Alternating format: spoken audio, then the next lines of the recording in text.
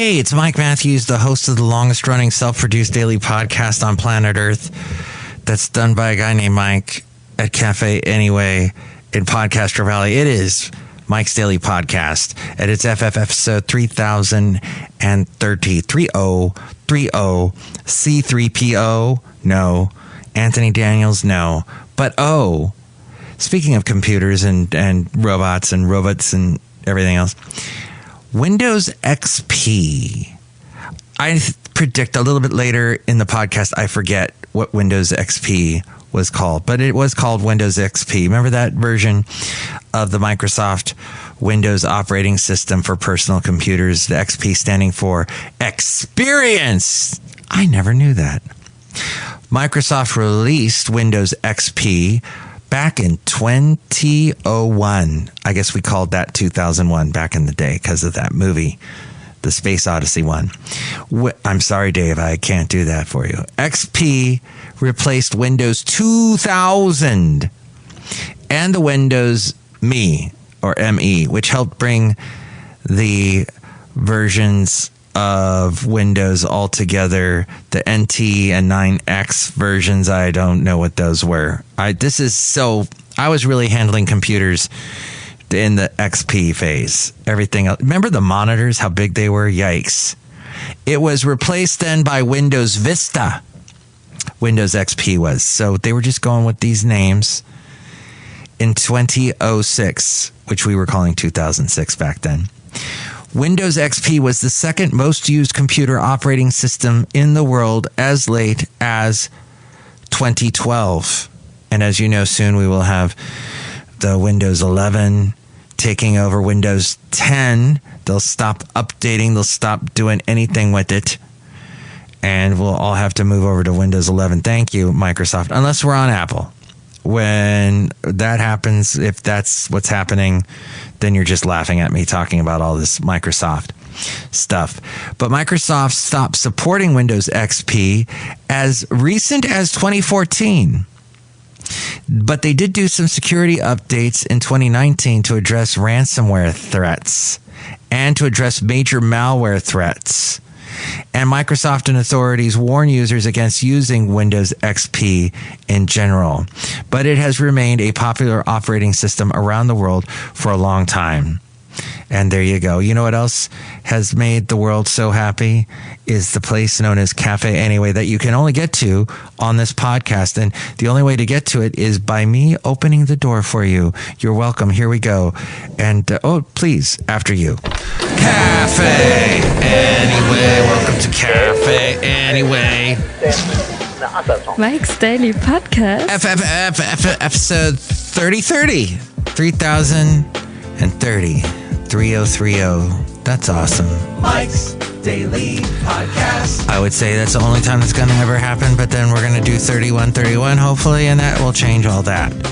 And I'm singing to you, and I'm dancing around. I'm trying to walk so I don't get fat. But I guess I'm a little overweight. I could get rid of some of this someday, but I'm a little late with my lyrics here. Mike's Daily Podcast. I guess I would say something about lifting weights, which I'll do once in a great while. Daily but what I found is that if I would just get myself to, if I push myself in such a way where I put roadblocks in my way that cause me to walk more. In other words, I take BART, but in order to take BART, I got to walk from the BART station to my house and walk from the BART station to work, etc. It helps me with doing things. Just if we force ourselves into the workout, that works. I guess some people, they buy themselves a gym membership. And they go, ooh, all this money is getting pulled out of my bank account every month. I better go. That kind of thing. I don't know. That wouldn't work for me, but let's talk about Bitcoin for a second. As of this recording, it dropped quite a bit. Stock market has not been doing well lately. But a man lost $780 million in Bitcoin in a Welsh landfill, and he wants to buy the entire dump before the city closes the site. So back in 2013, James Howells mistakenly disposed of a laptop hard drive containing the private key for 8,000 bitcoins. I guess that's it, the plural of Bitcoin is Bitcoin, but I'm going to say bitcoins, in a landfill in Newport, Wales. And here's today's podcast picture. The Docksway landfill, which is not the podcast picture is not of that. Actually, it's going to be of some beautiful what? I guess something. I want to do another Texas picture. Why not? See that at mikesdailypodcast.com. Although we had a very nice sunset tonight in Podcastro Valley, which is where we're broadcasting from. Café Anyway, the last place on earth in the land of Ameritopica. So in 2013, James Howells mistakenly disposed of a laptop hard drive that contained the private key for 8,000 Bitcoin. The late great Basil the Boxer did not own any Bitcoin, and I think he would be very glad that he didn't have any in this particular circumstance. By the way, I've been running into a lot of people lately around the area, older men like myself, that recently have lost pets. I talked to two guys today, maybe a little bit older than me, who they both lost dogs that they were very close to. And I have to tell you, when I lost Basil, it was a dearth. There was a dearth of sympathy. Very few people that I talked to were, yeah, you lose a dog, they were all like, get another one, just get another dog. And these guys, you could tell that I talked to today, they really felt the weight of losing a pet. They were really close to these dogs. Life grand. And life is grand, so you should appreciate it. You should appreciate it and appreciate those pets while you have them. It's not as easy as just get another dog, because you're never going to get the same dog. Yes, a lot of dogs, a lot of breeds act the same way, but there's a peculiarity that's particular to that particular dog or cat that one should really appreciate. But back to this Bitcoin situation. So James Howells subsequently assembled a team of specialists and secured funding to excavate the site. But Newport City Council refused him permission, citing the cost and environmental impact of the search. If the coins are discovered, Howells proposes distributing 30% of the proceedings amongst the council and the population of Newport. As of February of this year, the missing Bitcoin was worth, remember, it was 8,000 Bitcoin. It is now worth $751 million. In December of last year, James Howells, I would say Bitcoin is the cliche, or crying about the stock market. We're hearing that over and over again in the news.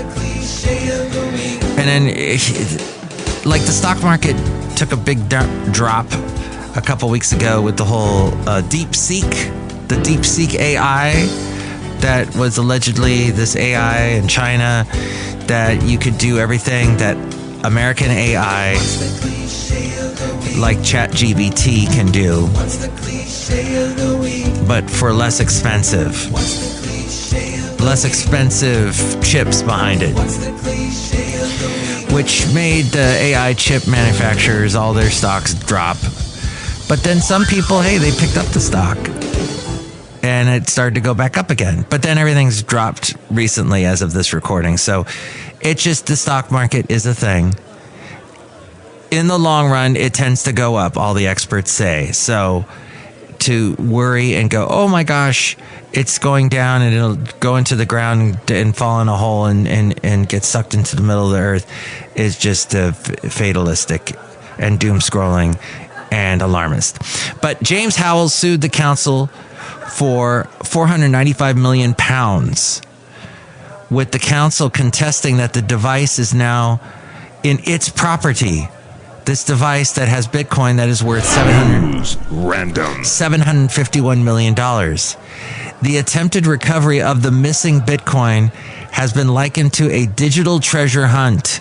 James Howells and his team are confident that the retrieval of the data remains possible, while the council continues to profess its skepticism.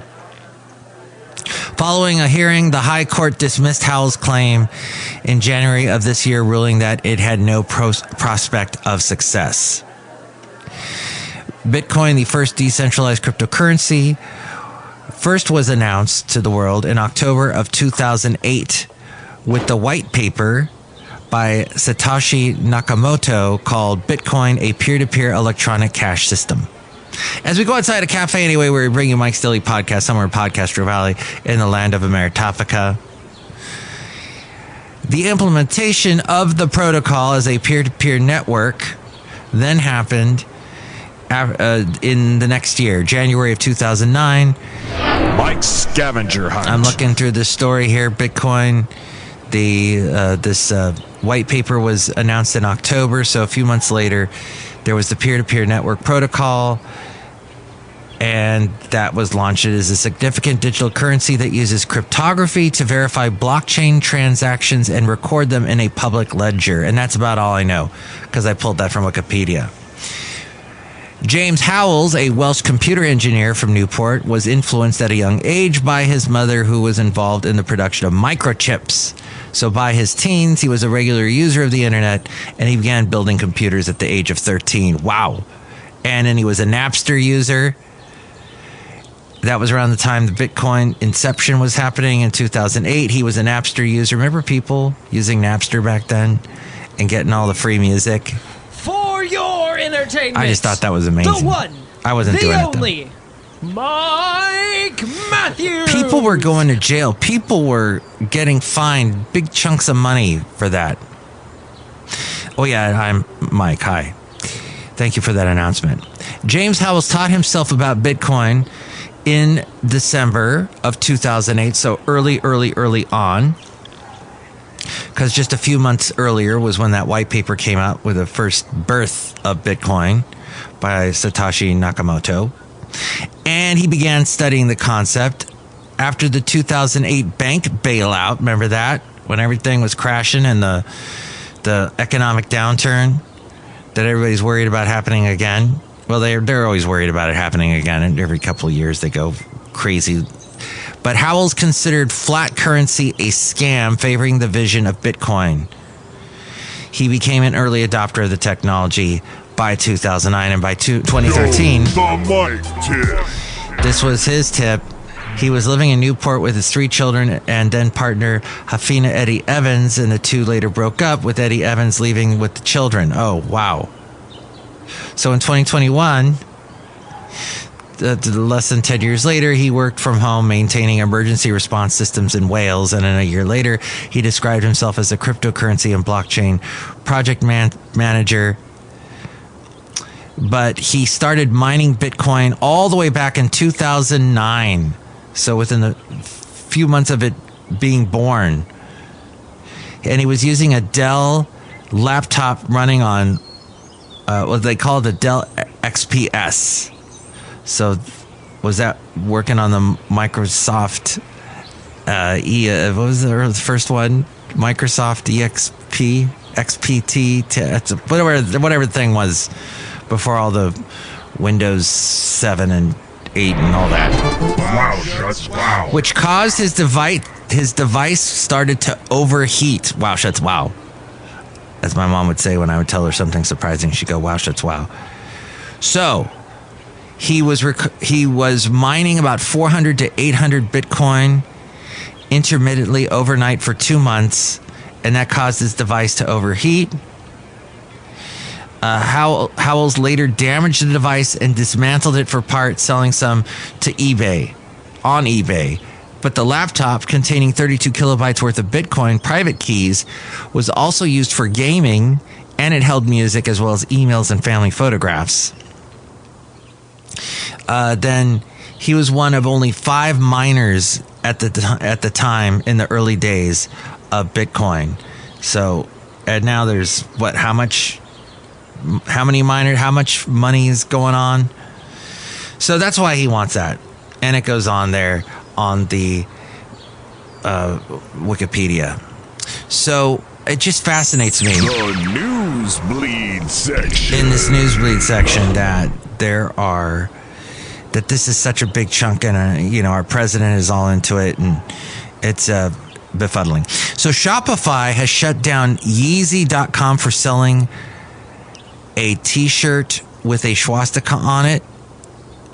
Shopify kept Yee's online store open for orders through, last month sometime, drawing widespread online condemnation. Shopify. And Yeezy.com no longer. And California's insurer for people without private coverage needs $1 billion more for LA fire claims. All insurers doing business in California will have to bear half the cost and will pass on the rest to all policyholders in the form of a one-time fee. Ugh. Yikes.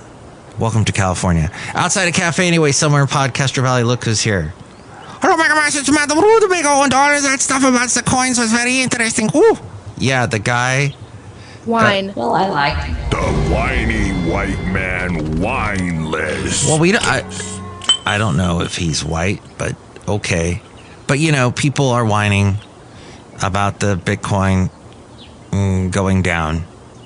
So I don't know if that's an intro that works there. Whoever played that. Who keeps playing that? I demand to know who it is. Do you remember that Donald Duck? Or is Daffy Duck? Was it Daffy? Yeah. The Looney Tunes. And the artist keeps drawing him in different things. Like at one point he's like a flower, but a platypus. And I don't know what. With a flag, an American flag or something on his tail. Do you remember all that happening? And then he gets so upset and he's demanding to know who the artist is that's drawing him like that. And it turns out to be Bugs Bunny. All right. You just brought you back to your childhood, I guess. So, it's a nightmare of a show. Yeah. It was fun, though, that show, Looney Tunes. It was a hoot.